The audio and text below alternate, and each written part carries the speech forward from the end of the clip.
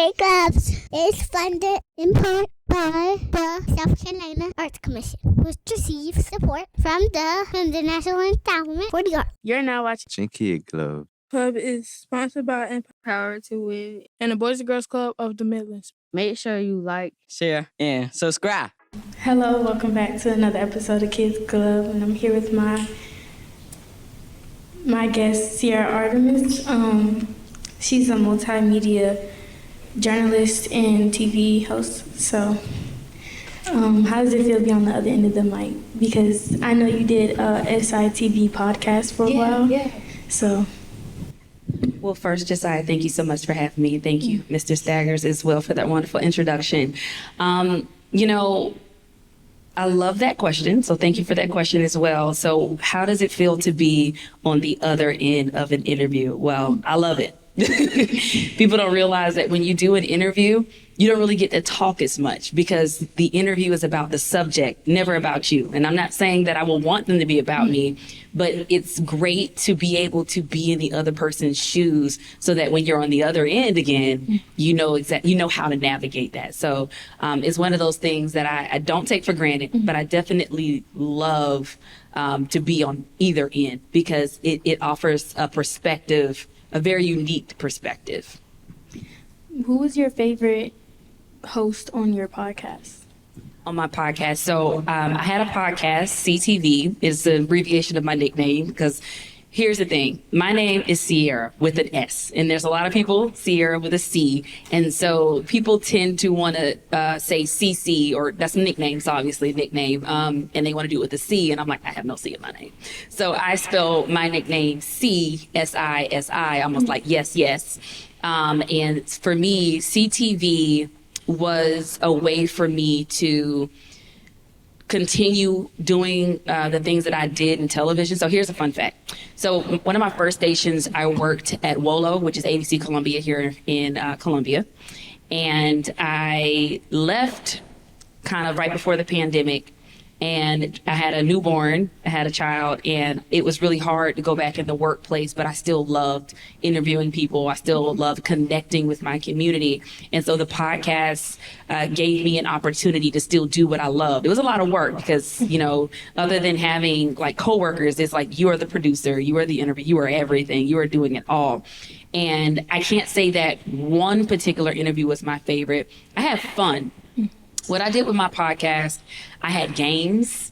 Sometimes it feels very serious. It's just being able to connect with people and not just having like the synopsis or like the premise, like a little information about a person. You got to go deep. Yeah. One of the things that I always make sure to ask people is, why are you doing what you do? We're not just learning about your organization. I am learning about the people. Because you can hear about different programs and different organizations, but you rarely get to hear from the people and understand why they do what they do. And it was one of the things, there was one guy who had been, Lester Young, he had been incarcerated, and he started a organization to help other people who were incarcerated kind of re-enter into to life outside of prison. And he used his experiences, for what caused him to be in there, and while he was in there to help people when he came out. And I had a conversation with you briefly off to the side. Sometimes people, you go through things in your life, and those things in your life kind of inspire you to help other people. I don't believe that we go through anything by chance or for punishment. It's always so that you have a unique perspective, and the people who will benefit from the things that you've gone through. And I hate to say it in that way, but people who really need your help, you know how to help people. Does that make sense? Mm-hmm. I know I probably went all around in circles about that, but basically when you go through things, it's not for you to just suffer. It's for you to learn and to help lift other people out.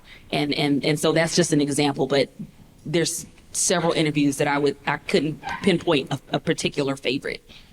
And speaking of learning why people do stuff, I know you said you like to talk and that's why you did journalism, but why journalism and not any like mock trial or being a lawyer or anything?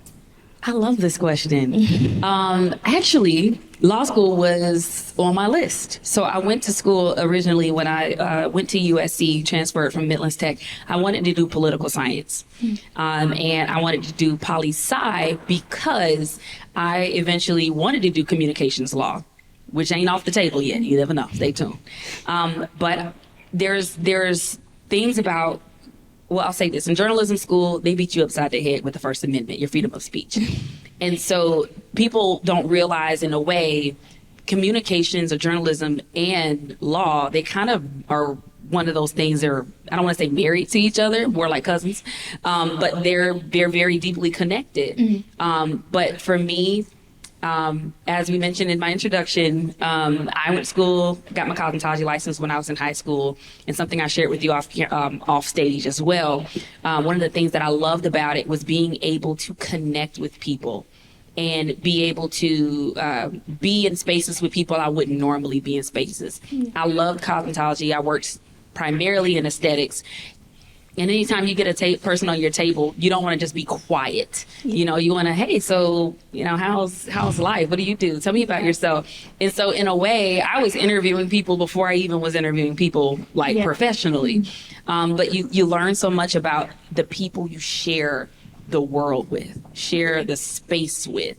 And I was able to still get that in journalism. And also, when you're thinking about what you want to do with your life, it's like, I got to do something that I'm passionate about. I don't want to wake up and go to work. I want to wake up to something I love. I want to feel purpose. And I love helping people. And I love learning about people. And I love to talk. If y'all can't tell. And I'm like, if I'm going to get paid for something, I'm going to get paid for doing something I know how to do. I talk.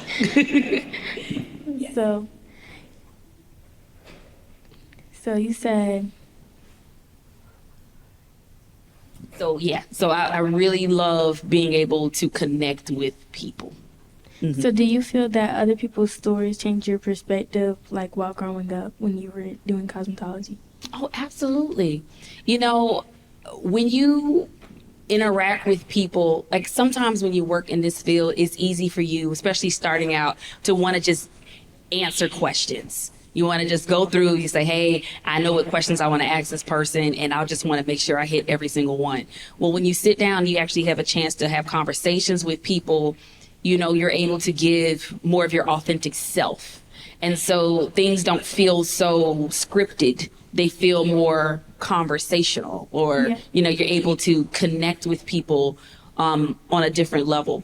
For instance, when I worked at, and I put this in my bio as well, when I worked at Victoria's Secret seasonally, when I was in college, one of the things that I loved during their, like, who remembers their trainings when they go get a new job? I'm talking to the adults out there. So once you do the job, you're done, you've moved on, it's in the back. I remember my training for Victoria's Secret very specifically because one of their mottos, I hope I don't get sued for this, is listening, connecting, and inspiring to buy lotion. And I'm like, well, for lotions and, you know, pajamas and other things that they sell, like, listening, connecting, and inspiring is something that we should all do in life. You know, it doesn't even matter what field you're in. Listening to people, listening to their stories, finding that one thing that you connect with, and then using, you know, things that you've been through and things that they've been through, and inspiring other people. I feel like that's really what it's all about. And cosmetology allowed me to do that. It kind of got my foot in the door. And, you know, I'm also of the belief that everything that you go through happens for a reason. I never look at jobs. It doesn't matter where I've worked. I have worked at gas stations. I've worked at Publix in the deli. I have worked at places. Nothing lines up to where I am now. But every single job, and to my young people sleep on the front row, I see y'all. Just kidding. I believe that anywhere you work, there's always something that you can take and apply to anywhere else that you work. You don't just work. I mean, yeah, the check is cool. My first little check was $300 and I thought I was balling. Couldn't tell me a thing. Didn't really have anything to buy, but either way, it's like every single job, you're learning how to talk to people. You're learning how to interact with people. You're learning how you want to be treated when you go places. And it also offers you a unique perspective because it's like, especially in a service industry, you know how it feels to be a customer, but you also know how it feels to be on the other end. Yeah. So you're a little more patient with that cashier that's taking a minute to ring things up. You're a little bit more patient with that server. You're a little bit more understanding, and working, yes, it gives you experience, but it's not just something that you do in that moment. It's something you take with you. And I do that with everything. So if you didn't have the experience of doing cosmetology in your other jobs, where do you think you would be? Okay, fun fact. Where do I think I would be? Well, I come from a family of nurses, and I don't like blood. And so I knew even as a small child, even though I didn't necessarily know what it is I wanted to do, I knew that I wanted to help people. I wanted to make a difference. And so I don't know where I would be, but I know no matter what, it was something I wanted to help people. There was a moment where I wanted to do graphic design. I wanted to go to SCAD. I did honors art. I do graphics now. When I was 17 years old, I, by chance, walked into a photography studio and was taking pictures with a friend of mine. And I saw that the owner was using Photoshop. And I'm like, I literally just learned this in school. And the man was like, really? I know nothing. And so the guy gave me a couple dollars, to help him understand the software he had. Yeah. And even though, in my mind, I wanted to do like graphic art, I knew I wanted to tell stories. My goal was, I wanted to work for Pixar. I wanted to animate that lamp jumping on that eye. You know what I mean? I wanted to, and still to this day, I love Pixar. Even with the little shorts, if you have Disney Plus, watch them, is the attention to detail. It's being able to, a lot of Pixar shorts, if you watch them, they are able to tell stories without using words. Yeah. And I loved that. And so I think in some way, I probably still would have been a storyteller. I think we all have the ability to tell stories. It just depends on in what way you choose to tell those stories. Well, what's your favorite Pixar movie? Oh, my favorite Pixar movie? The Incredibles. The Incredibles. I know a lot of people will say Toy Story, but Toy Story first came out when I was in preschool, and they stressed me out. They're lost. Yeah. If you were ever a kid and you were in Walmart, Kmart, and you didn't see your parent, wouldn't you be stressed? I could not stand to this day. Yeah. To this day, I don't like stressful movies. How many of y'all remember? It was the cat and the two dogs, Homeward Bound. Oh my gosh, the brave little toaster traumatized me. The Lion King. Oh my goodness.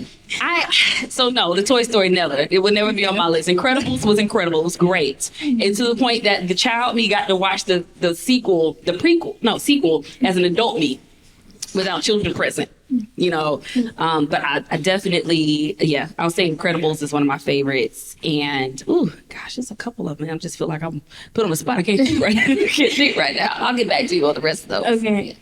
As an MTC alumni, do you have any advice for any other students or upcoming students of Midlands Tech? Oh, yes.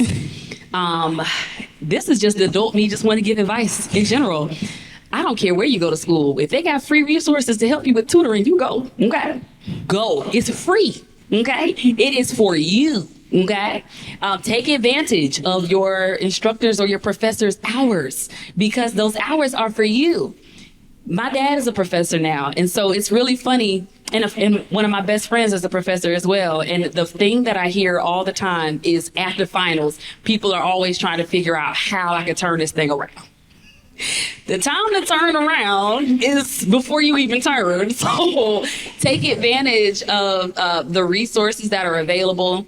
Don't go, especially Midlands Tech, don't go into Midlands Tech thinking it's easy. It is just as challenging as going to a 4-year college, and it's appreciated. because you have to still go out and do the same competitive jobs, and an easy way out ain't it. For me, I didn't necessarily have the financial support. And for me, Midlands Tech really helped me because, one, I didn't leave Midlands Tech with debt at all. Yeah. Was it a struggle to pay for some of them classes? Absolutely. That's what cosmetology came in for. Those tips came in handy. But you know, keep an open mind. Take advantage of the resources that are available to you. And here's another thing people don't realize. Anytime there's some type of certification at Midlands Tech, I still go back.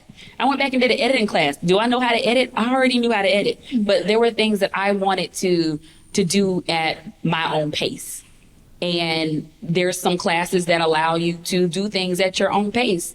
One of the things that I really struggled with when I was in high school was feeling like everything was going so fast. And it was like, the teachers, they have the way that they teach, and they're like, hey, this week we're doing this week we're doing this, and I'm like, I'm still on this. I'm struggling. I'm a little slower. You know, I'm studying, I'm doing the things, but I'm still struggling. And the thing that I loved about Midlands Tech was that there were certain classes that worked with my pace.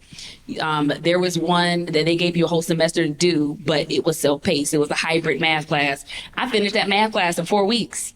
And I was appreciative of that, because guess what? I got to sleep and go to work later. But, you know, take advantage of the resources. You know, do you research what it is you want to do? And I told you this earlier. Make sure that if you transfer to a 4-year school, that those credits transfer. Okay? Because let me tell you what happened to me. I transferred to USC, and we went through the list of things that transferred, and guess what didn't transfer? 10 credits. We went right back to Midlands Tech and got that 2-year degree, because what you're not going to do is tell me those 10 classes that I took, it was almost as if I never took them. So pay attention. Pay attention.